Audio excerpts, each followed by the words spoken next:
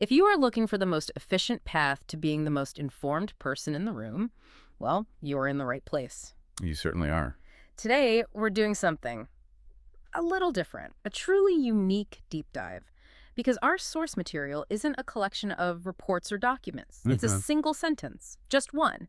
But it's a sentence that's arguably the foundation of Western thought, and we're going to treat it like a complex mathematical equation. That is absolutely right. Our mission today is to analyze the first verse of the Bible, Genesis 1.1, but, through the lens of pure mathematics. And that Hebrew text is Ishit bara Elohim et hashamayim v'et haaretz, which translates simply to, in the beginning, God created the heavens and the earth. So our mission here is to see if this ancient text possesses some kind of, intentional numerical design, something that points away from randomness and toward a specific ordered architecture. The core methodology for this is called gematria. Now, for our listeners who might be encountering this concept for the first time, can you just, briefly define what that is? Of course. Gematria is an ancient practice where every letter in the Hebrew alphabet is assigned a numerical value. So Aleph is 1, Bet is 2, and so on. So you can take any word and just add it up. Exactly. You sum the values of all its letters to get a single number. Our approach here is purely analytical.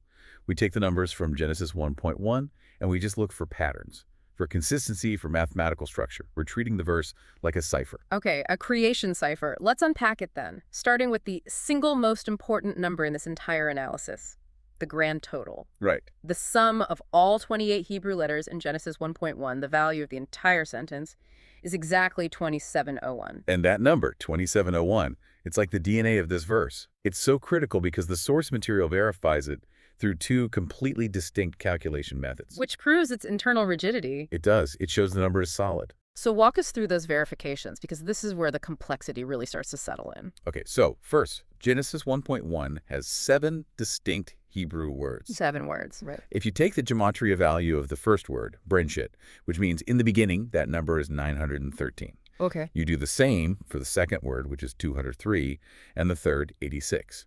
And you sum all 7 of those word values together. And you get to? You get 20701. So the sum of the individual word sums is 2701. What's the other method? The second method uses letter frequency. You take the value of every individual letter that appears, and then you multiply it by how many times it shows up in the verse. I see. When you sum up all of those products, you get the exact same total, 2701. So the number is solid, verified, consistent. It is. Now, here is where we hit the first major aha moment for anyone investigating this. If you take that number, 2701, and you break it down into its prime factors, the prime numbers that multiply together to create it, you find something astonishing. This is the real secret of the verse.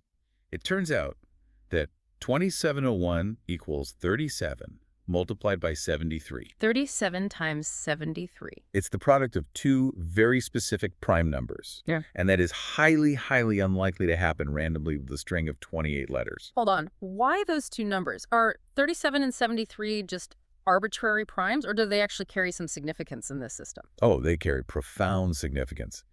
The sources analyzing this material consistently link the number 73 to the gematria value of the Hebrew word chokmah. Which means? Wisdom. Wisdom, okay. And the 37th? 37 is consistently linked to concepts of the Word, or the Lord. So you're telling me the single numerical signature of the creation verse, the very first sentence of Scripture, is mathematically structured as word multiplied by wisdom. That's it. It's a massive conceptual link right there in the prime factors. It really creates this powerful echo connecting the creative acts to divine attributes. It reflects that idea we see in other places, like the Gospel of John, where it says, "In the beginning was the Word."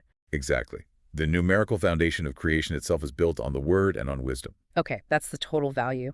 Let's move on to the basic construction, because the underlying architecture of the verse is also built on some very key numbers. Yes, the basic structural counts are immediately symbolic. You see it right away. A verse has 7 words. 7 words, which is almost always tied to spiritual completion or divine cycles. And those 7 words are composed of exactly 28 letters. Which is, of course, 7 times 4. And if you break down the letter count word by word, you get a sequence. 6 letters, then 3, then 5, 2, 5, 3, and 4. And if you sum that sequence, it sums perfectly to 28. It just confirms the balance of the whole structure. But this structural balance goes even deeper when we look at the unique letters used. It does. The full Hebrew alphabet has 22 letters. But to write this entire verse, Genesis 1.1, only 11 unique Hebrew letters were needed. Only half the alphabet, just 11 letters to describe the entire creation of the heavens and the earth. And that number 11, the sources often cite as pointing to, what, divine revelation? Divine revelation, yes. And structurally, you see that pattern again. 7 words, 11 unique letters.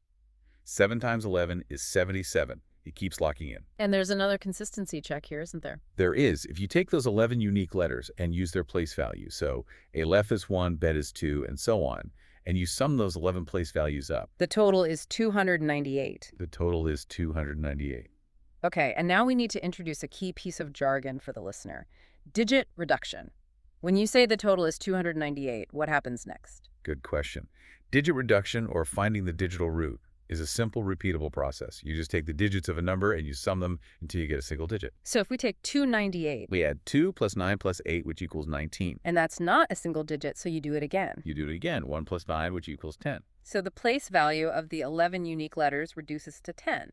And 10 in this system symbolizes divine order. Yes, and what's fascinating is that the total verse value to 2701 also reduces to 10.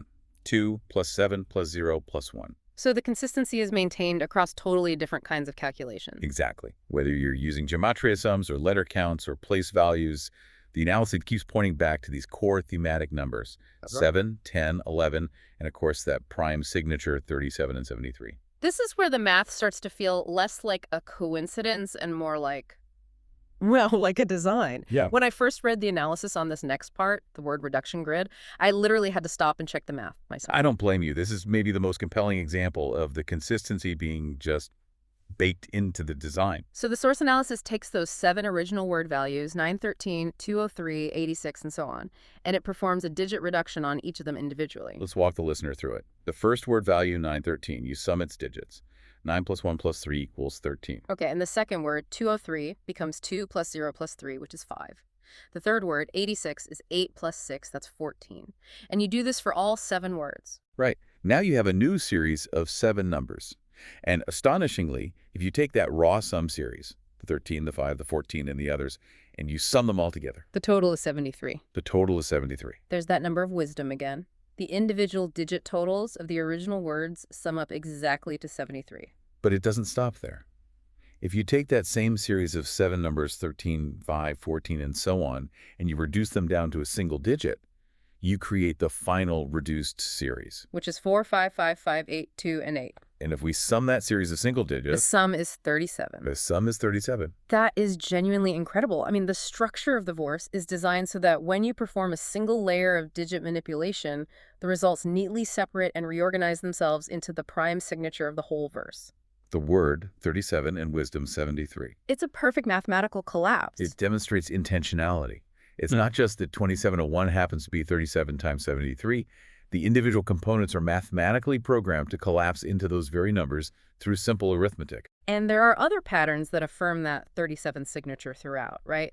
The sources note that some of the word values themselves are multiples of 37. That's right.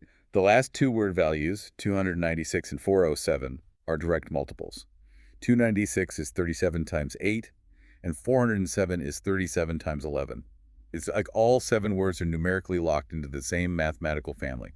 The analysis also mentions symbolic groupings, words summing to numbers like 999 or 888. Yes, but the main takeaway, there isn't so much the specific symbolism of those numbers, but the sheer consistency of the underlying architecture. It just keeps working.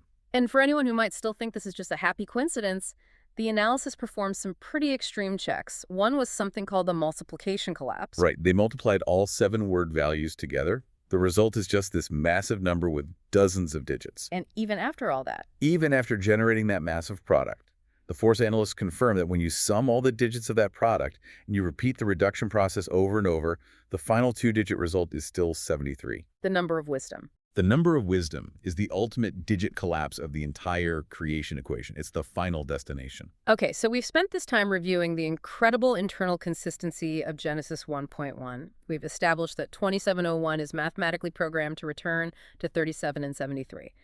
But now, Now we move to the ultimate test of non-randomness. Mm-hmm. What happens when we test the scriptural number against constants that exist completely outside of the text itself, constants found in the physical universe? This is where we connect the verse to cosmic order.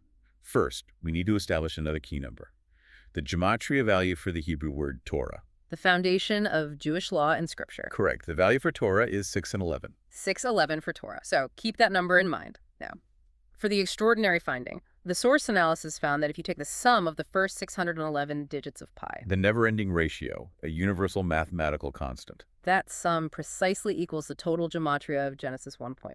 It is 2701. The sum of the first 611 digits of pi is 2701. The alignment is just staggering. The creation verse, 2701.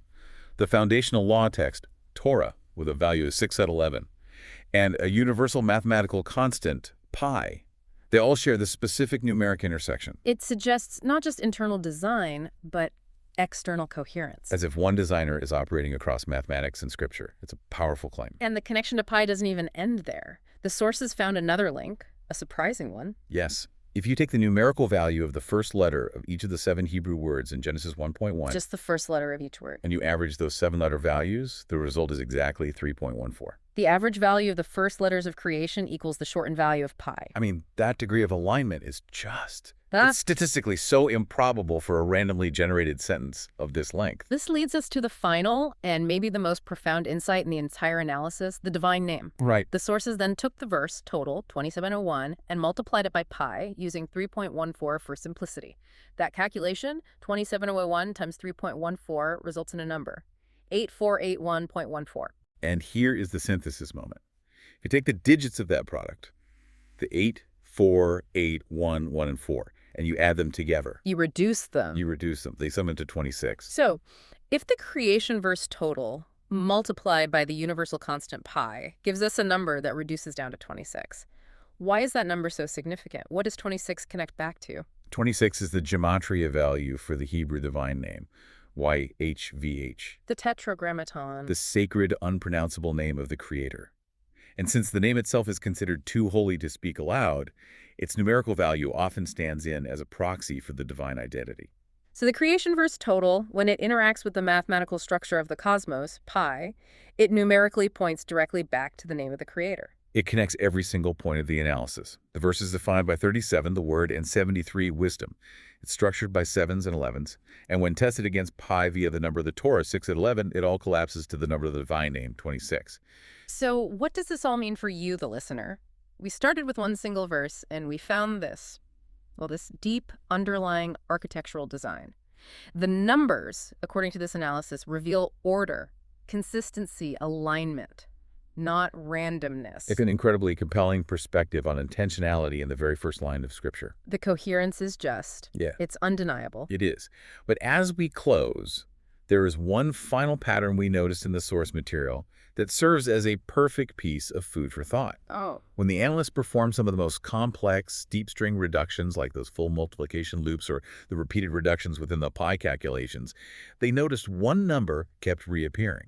As the absolute final reduction point. As the absolute final reduction point. That number is 9. It's the end point of many of these complex mathematical series. So if 10 symbolizes divine order and 7 symbolizes completion. We have to ask, within this numerical framework, why is 9 the consistent endpoint? What might that number represent in terms of finality or divine closure? And that's something for you to explore on your own.